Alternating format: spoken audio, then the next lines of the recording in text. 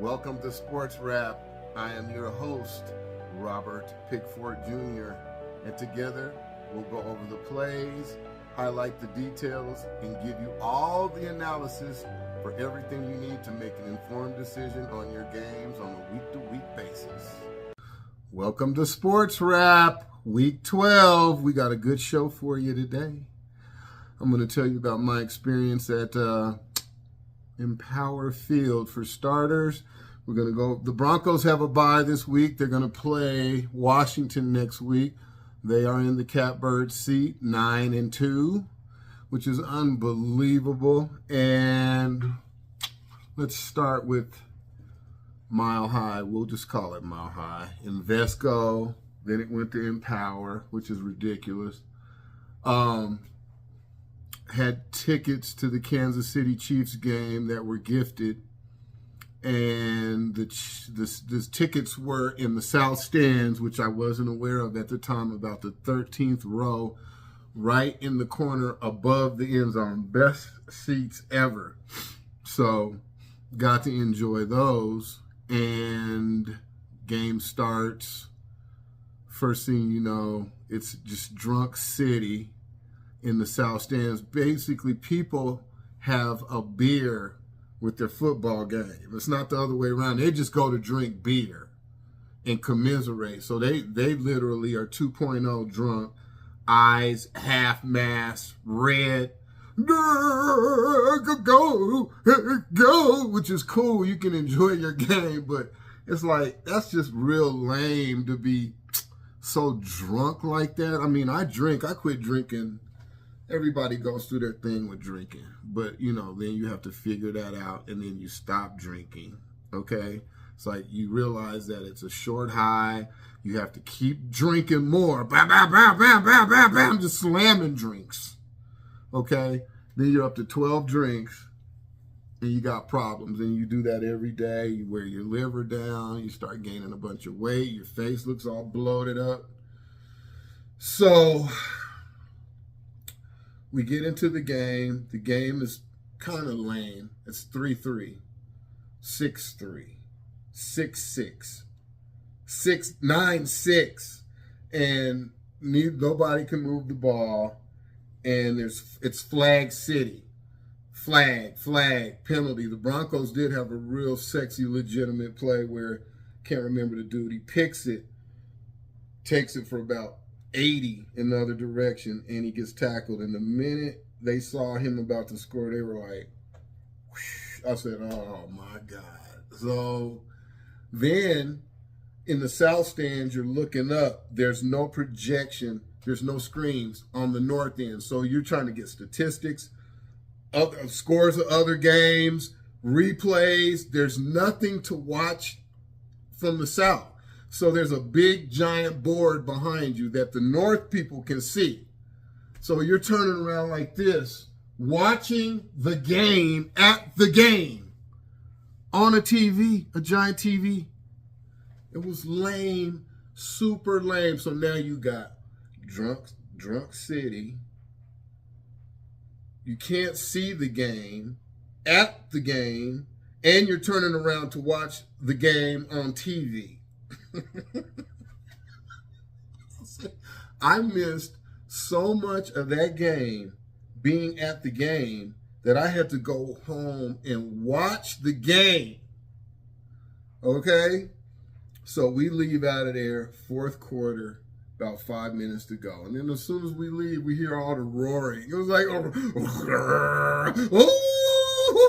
oh, they ain't done jack the whole entire game. Field goal. So basically, I guess the way it boiled down is the Broncos out field goaled them to go 22-19. My takes, let's talk about one more thing, the venue. The venue being food, beer. They didn't have nothing there. When compared to Coors Field, Coors Field, even though they suck, the Rockies suck, they treat their fans well. It's free hats, free T-shirts. They're throwing crap up into the stands. They're doing stuff to keep you occupied while this process is going on that you done paid hundreds of dollars for the seats for, by the way. All right.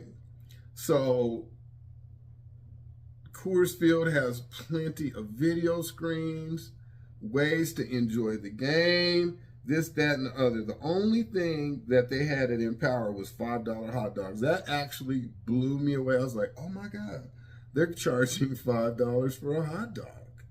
Okay, so they got the message on the food thing. Okay, but other than that, it was bullshit.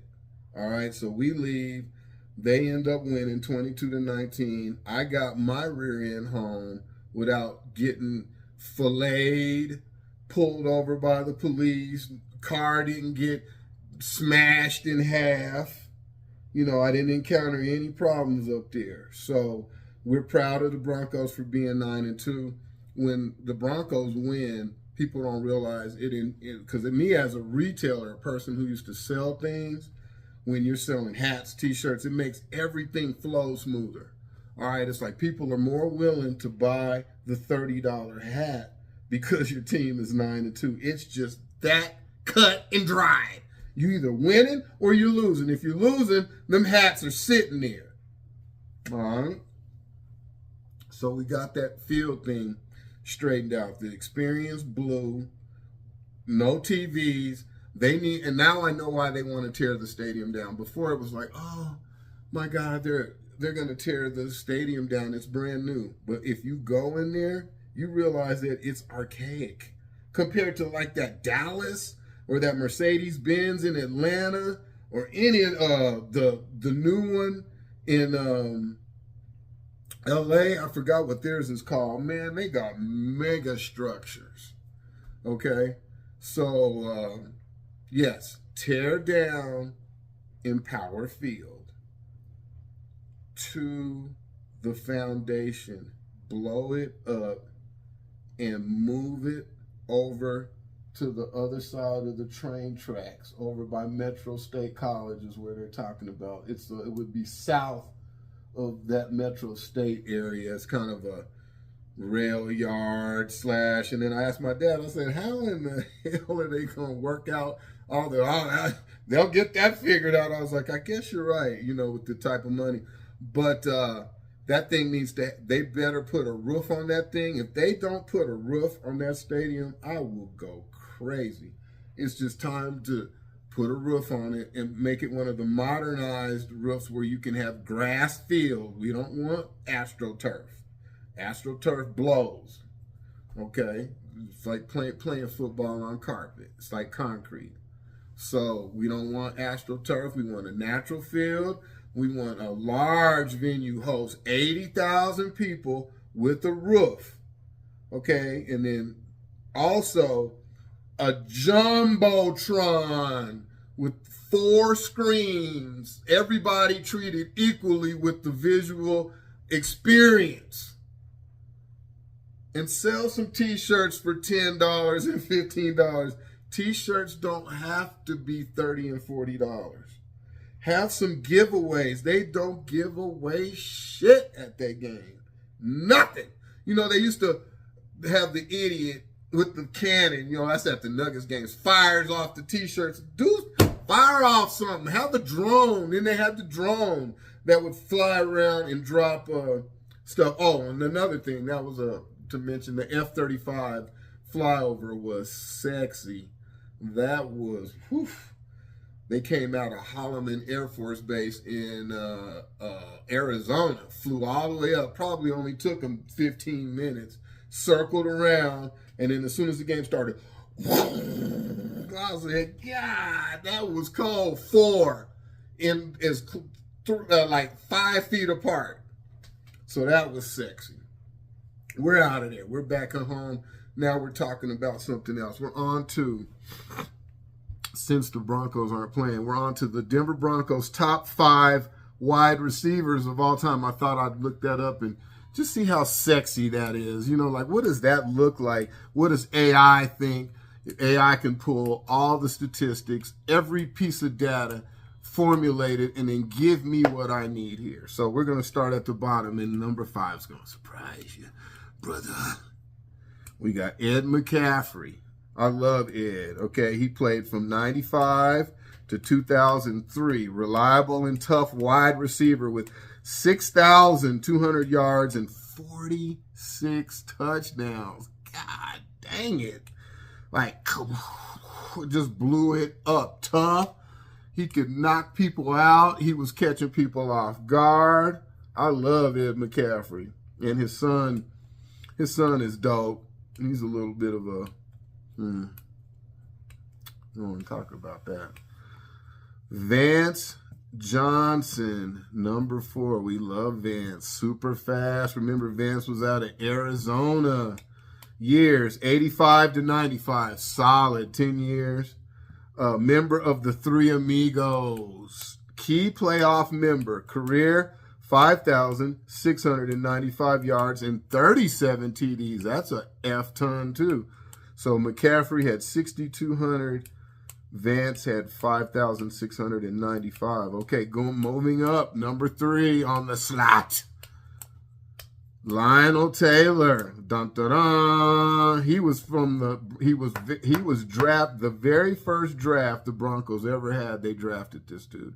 1960 was their induction to 66. I was born in 65.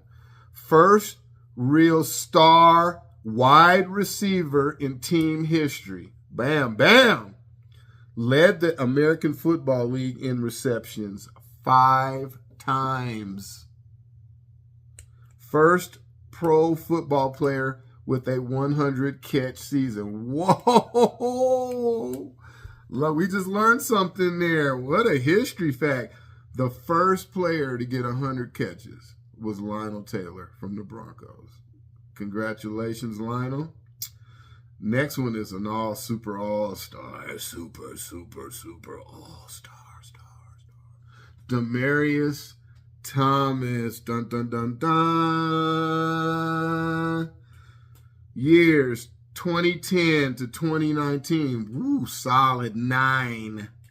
Produced 9,055 yards and 60 touchdowns. God damn.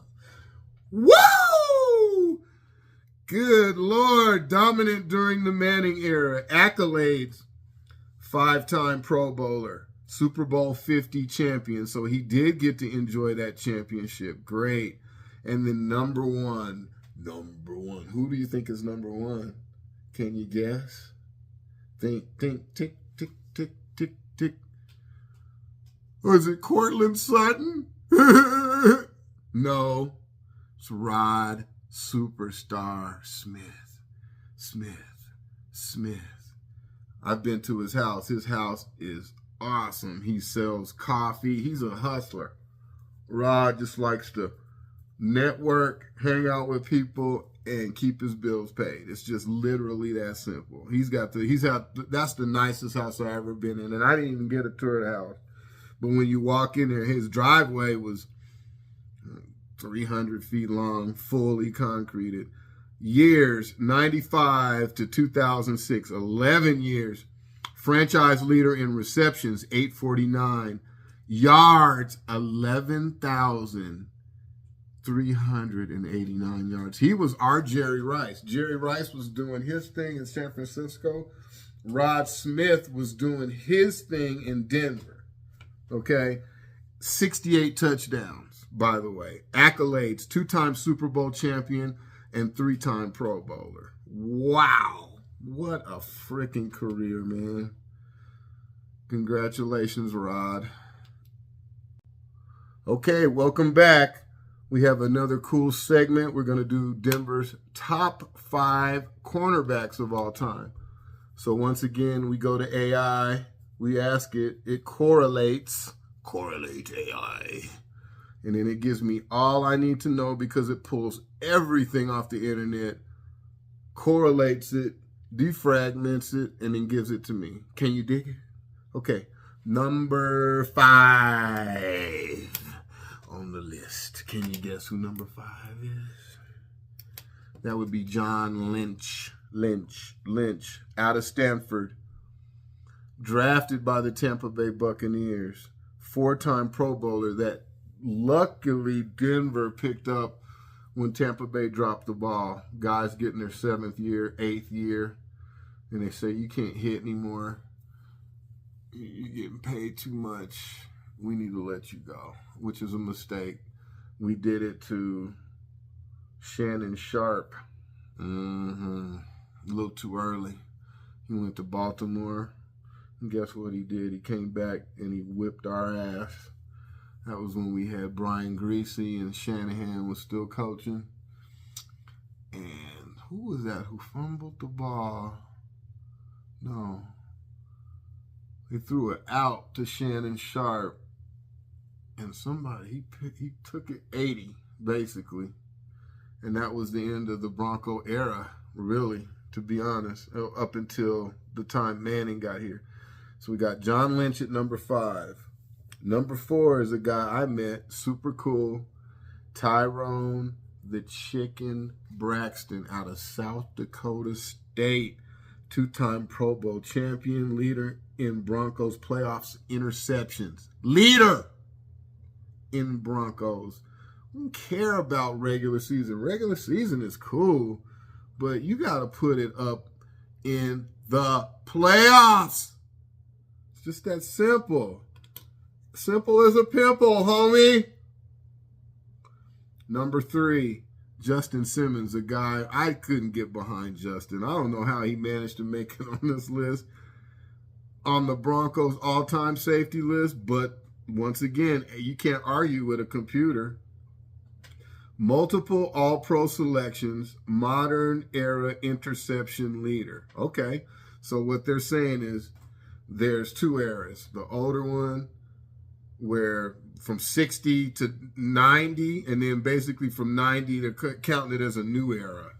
Or from 2000, not 90, excuse me. From 60 to 2000 was one. From 2000 to now up to 25 is another era. Okay, number 2, Dennis Smith, 6-time Pro Bowler. Okay, so you know what I did is I did safeties and corners because I was looking and there's more. All right, so what I'm doing is I'm reading off the all-time safeties. Okay, ding, ding, ding, ding, ding, ding, ding, ding, ding, ding, ding, ding. So we got Lynch. I didn't realize Tyrone Braxton played safety. He played corner and safety, but mostly safety. Justin Simmons, Dennis Smith, and then the top, you know who the top is. The top safety the Denver Broncos have ever had is Steve Atwater out of Arkansas. Hall of Famer, 8-time Pro Bowler. Literally every year he played, he went to the Pro Bowl. Leader of the 97-98 Super Bowl defense. Ew, that was a great game against Green Bay. Brett Favre started spazzing out a little bit. He threw a couple picks. The Broncos finally manned up. John Elway ran out of the backfield without fumbling. And that was that. And then, and Terrell did his thing. But then he had the migraine. All right. On to the top 5 corners for the Denver Broncos. This is fun. Bill Thompson, 45 career interceptions. 13 seasons in Denver. That's back when my dad used to watch it. That was fun. You could go to the games, park, you would walk in, and they were still drinking beer and getting hammered. But, it just seemed like the food was better. There was pizza. There was just, it was kid-friendly kind of even. Like that game I went to, not kid-friendly. All right. So, Bill Thompson, super sweet dude. 13 seasons. Next, number 4, Chris Harris Jr. What a player. God damn. Undrafted to All-Pro. Elite slot corner. Yes. Super Bowl 50 champion. Next on the list is an all-time favorite. Number 3. Louis Wright. Right. He was the modern day mold for what these corners are now. He's super athletic, about 6'1", stringy, super fast, cornerstone of the Orange Crush defense, Louis Wright, number 3. Number 2 is one of my favorite guys. He is a psycho, but he's just out of control, off the field, had issues, but man, he's a good dude still. Aqib freaking Talib. That guy, do not throw his way. I mean, he was so exciting. He was like a pick 6 monster. Like, he was one of those dudes where he would cut in front of the brother. Get that. Go. House call every freaking time. That's why they hated him. 4-time Pro Bowler in Denver, known for pick 6s and physicality. He was another one. He was, thank God, thank you, Tampa, drafted by Tampa.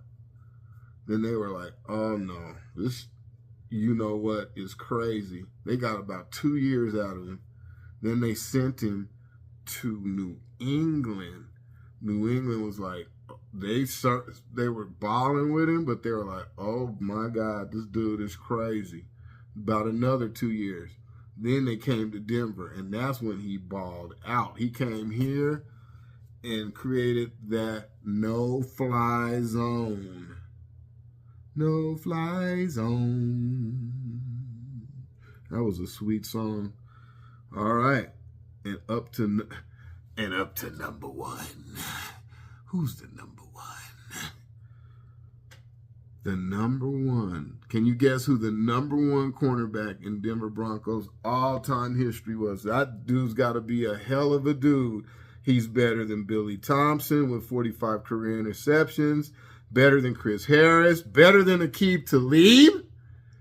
That would be Champ frickin' Bailey. You forgot about Champ, didn't you? Yeah, you did. Yes, you did.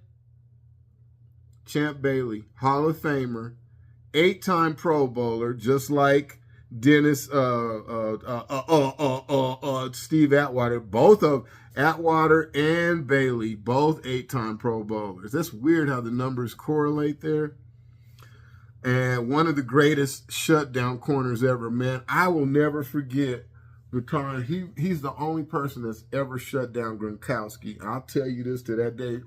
Not talking about double teaming and all that other crap. 1-on-1, straight up for 3 hours. He was like, He was like, now every Gronk probably had 2 or 3 receptions, but the whole point was they weren't playing that pitch and catch. It's like, hey, Gronk, you go down, turn around, and because you're 6'8", you're either going to get a penalty or you got to have 6 dudes hit you all at once. So Champ was basically 6'1"-ish. Like Louis Wright, super fast, could get up above and block the ball down. Simple. Brady would throw it to a certain area where the brother would get up, but Champ was right in his chest. In his chest. Strength of schedule shifts important for weeks 10 through 14. Okay, that's, we got a couple more here. What to watch? Can the Colts win at Arrowhead? Yeah, man, that's a big question. That's a big question. Can they? Because once they do that, it's over. As they used to say when I was growing up, the cheerleaders, when we played, it's all over, boom, boom, boom, it's all over, boom, boom, boom. It's all over. If Kansas City loses this weekend, it's all over. Will the Rams maintain their number 1 ranking? Yeah. Injury reports will be critical for bubble teams. Oh, man, what kind of note is that? Idiot.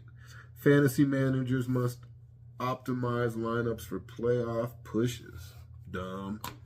Another betting thing where somebody's about to get their rear end lost. Dumb, dummy. You dumb, dumbass.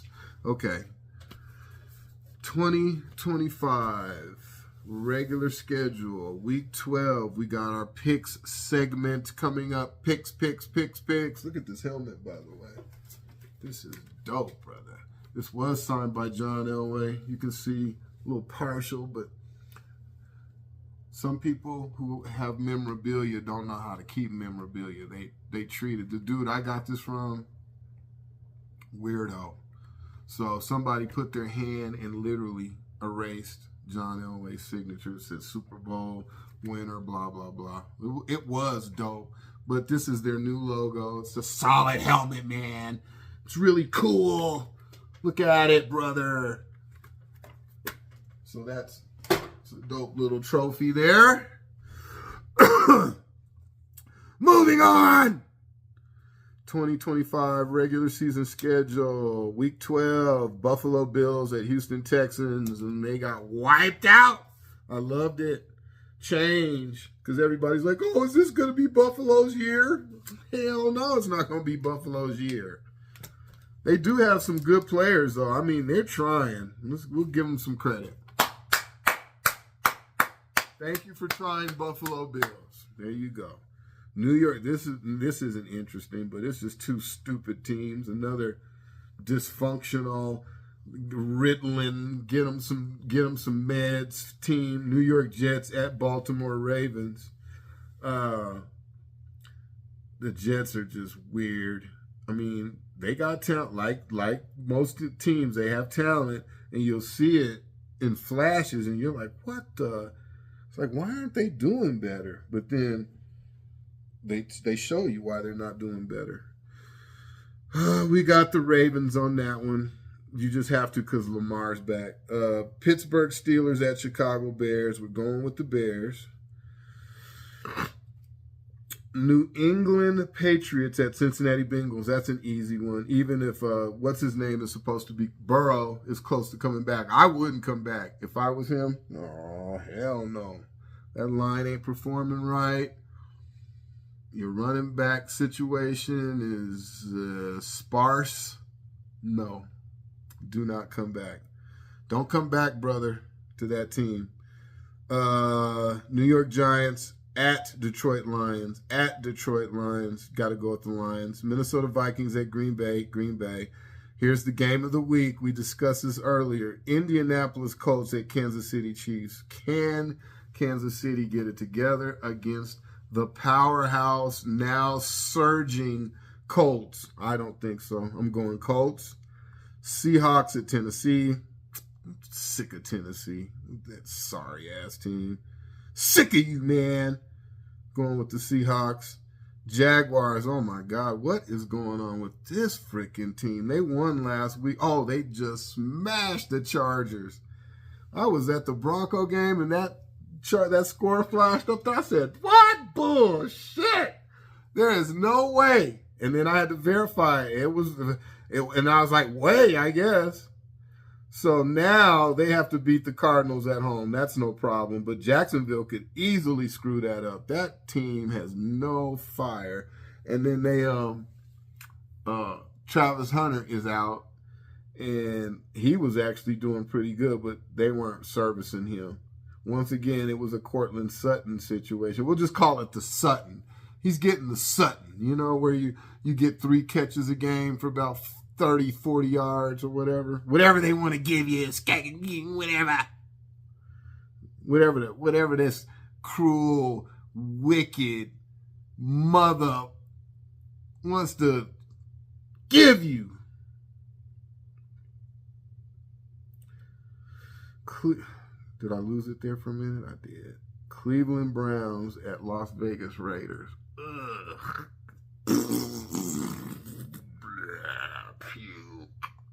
Barf. Just a horrible owner. Cleveland. Let's go over Cleveland. Horrible owner. He looks just like Jerry Jones. Jerry Jones, freaking weirdo. But he's a little younger. He's one of them MAGAs. A maggot. Hired a maggot coach. Drafted Shador in the 4th when he was a first. sat him on the bench to rot, gave his job away to somebody else. Now they have to eat crow and let Shedeur play.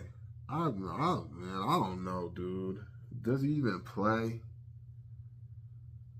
Is it worth it? And then here's another thing. They don't block for anyone. They don't really block for anyone. They didn't block for Flacco. They didn't block for the Dylan Gabriel. Freaking punk. He had the nerve to run his yapper. We don't wear chains around here, and we don't have media personnel. It's like, oh man, come on. That's some racist bullshit. Right out of the gate. We don't you don't wear your gold chains around here, you blankety blank. So we wear our chain anywhere we want to, buddy. Now, some of the stuff that Shedeur is doing is stupid. When he holds his watch up all the time. Ooh, look at my Rolex. Ooh. It's like, dude, these Peckerwoods are about to eat you alive, man. Stop that crap. Philadelphia Eagles at Dallas Cowboys. Philadelphia, Dallas Cowboys actually won the week for me last week. I'm happy for that. Dallas beat the Raiders. Raiders are so sorry, dude. That team is so sorry. Oh my God. Pete Carroll. I thought old Pete was gonna bring the Seattle Seahawks effect down there. And then they got Tom Brady as the GM. It's like, how could you miss? Because they're stupid. That's how they miss. Tom Brady is not the GOAT either. You better go sit your ass down with that. Joe Montana is the greatest quarterback of all time. He played in the roughest era. Now, if you want to say era, Tom Brady's the GOAT from 220. If you want to do that, just stupid. We have 2 GOATs. And then they were about to go 3 GOAT. Oh no, Mahomes is the GOAT. That's what I say. You know what? This generation is messed up. You guys are fucked up. Excuse my language. It's my show. I'm not sponsored by anybody. I do what I want to do. That team is screwed up. You stop doing what you're doing. Okay? Stop doing what you're doing. We did it Philly at Dallas, Philly, Atlanta at New Orleans. We got, that was a hard one, but Atlanta. And another one, first place Tampa Bay in their division against first place Rams at the Rams. You got to go with the Rams. Tampa Bay is going to try real hard, but the key factor in this is Tampa's traveling all the way across the country to L.A. There's this thing statistically about the lag. It's something about that. They don't do good. That would be like the Rams having to go to Tampa Bay. Same effect. The Rams would be down there tripping. They'd be like, what the, they'd be a step slow, getting sacked, not getting to the sweet spot that we talked about. Last game, Carolina at San Francisco. This is going to be intriguing because Carolina is starting to get it figured out. So can they beat? That's a note. Will Carolina beat San Francisco? I think they will, because you can feel a power shift in the league. There's some teams, and some teams don't want to go to the playoffs. San Francisco knows they'll get chewed up. In the playoffs, they'll get chewed up. McCaffrey is back, but he's hurt all the time. I can guarantee you McCaffrey's in an ice tub or some kind of device right now as we speak. Okay? That's it for this show. The last teams buys: Denver, LA Chargers, Miami, and Washington. Next week, Denver and Washington play. This is going to be an exciting couple weeks, couple days. We got some political stuff that needs to be taken care of. Hopefully. Okay, next up, we got keynotes for NFL Week 12. First thing, we have a category labeled Major Matchups. So we got Bills at Texans. Oh, that was a hell of a game last night. Woo! The Texans wiped them out. And basically what happened was the Bills looked like they were going to try to flex, right? They were like, okay, Cook, that running back, he was running, he was slashing for 8 here, 12 there, and then he busted off a couple 30 and 40 yarders. But then they started trading. I thought it was going to be another game like the Broncos, 3-3, 6-3, 6-6, 9-6. Nobody could really take control of the game. But then the Texans found a little offense, but their defense went crazy. They had about 9 sacks. And the sacks were just wearing that quarterback down. I can't think of his name right now. Having a mental block with that dude, the kid out of Wyoming. But they tore him up. Tore his ass out of the frame. They didn't leave anything left. Matter of fact, the Texans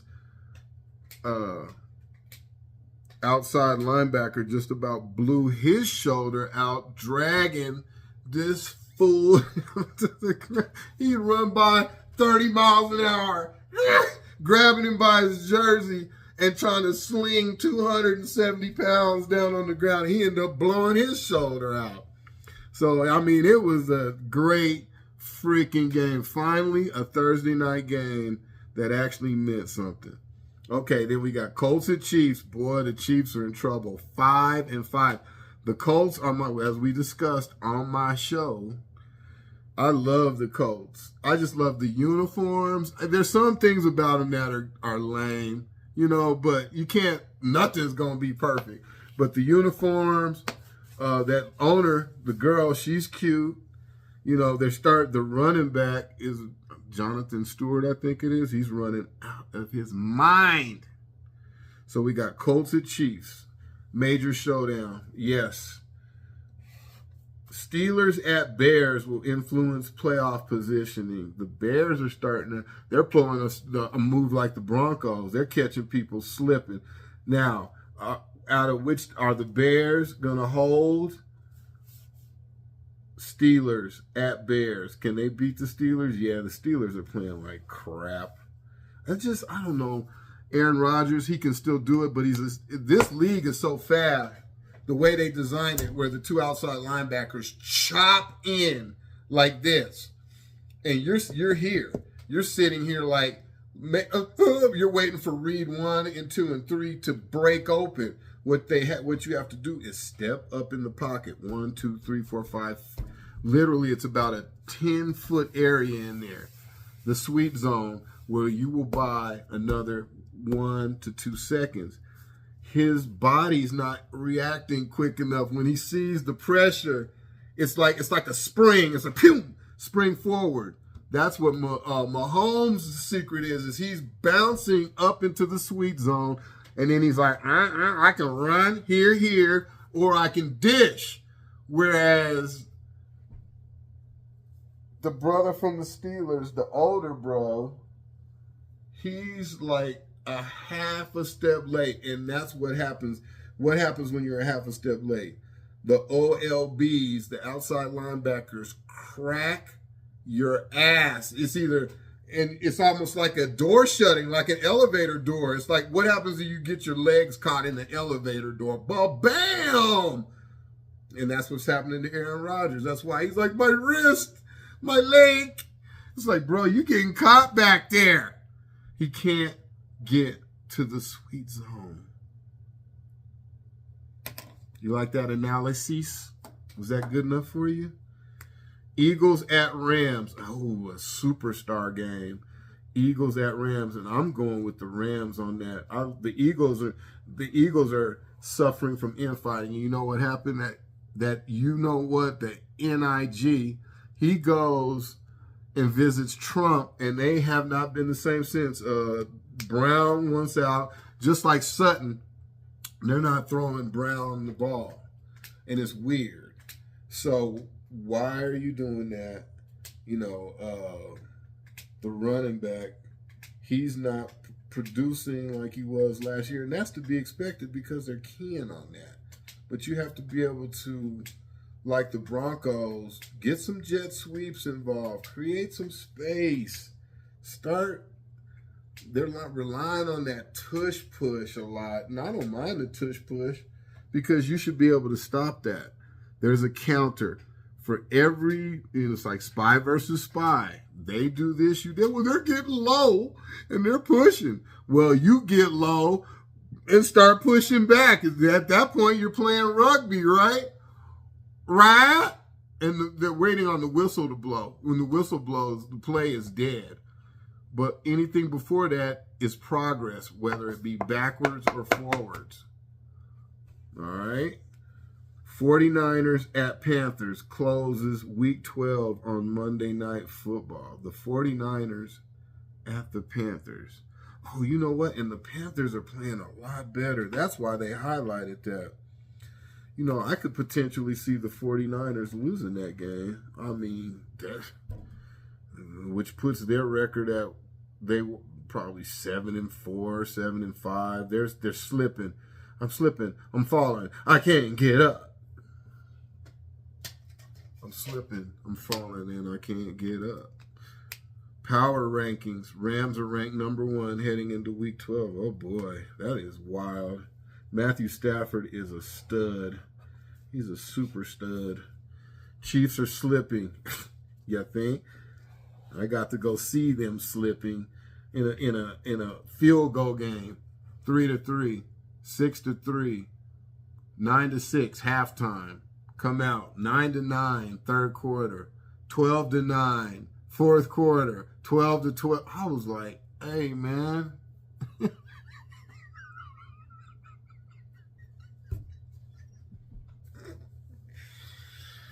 Hey man.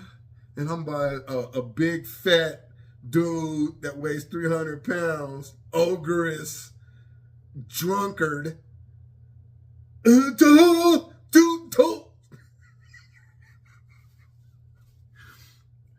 Yeah, I'm out of here in the fourth quarter, homeboy.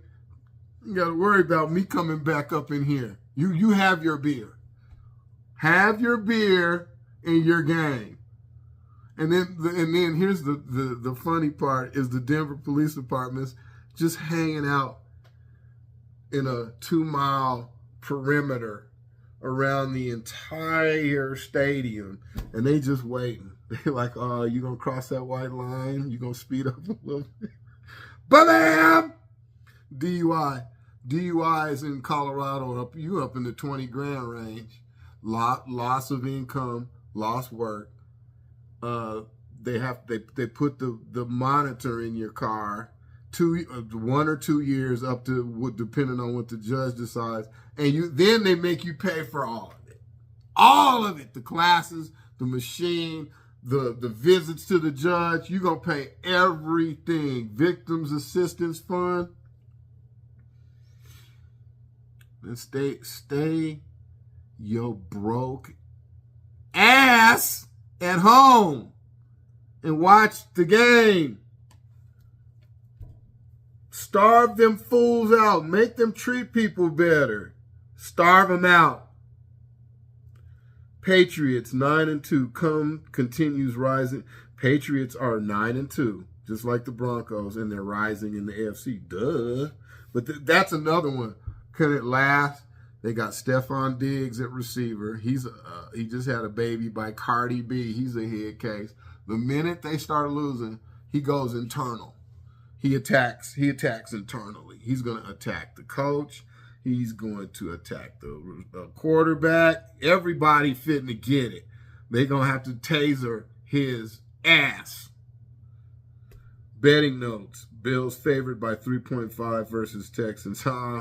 You suck. Wrong. Lost. See, that's how people lose their mortgages.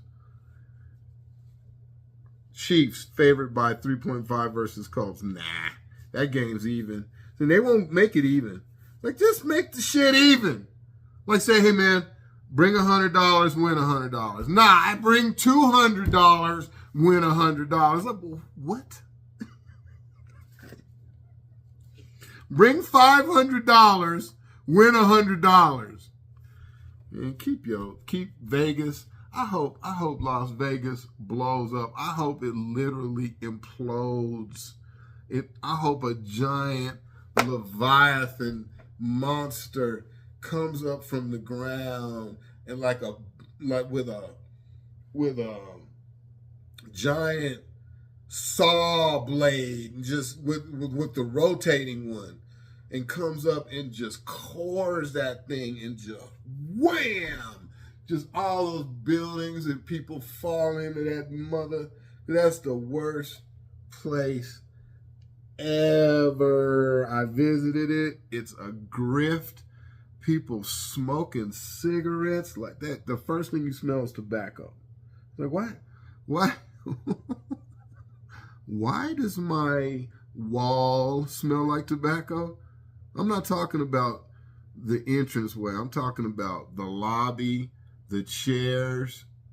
Everything in here is stained because you got dudes so stressed out.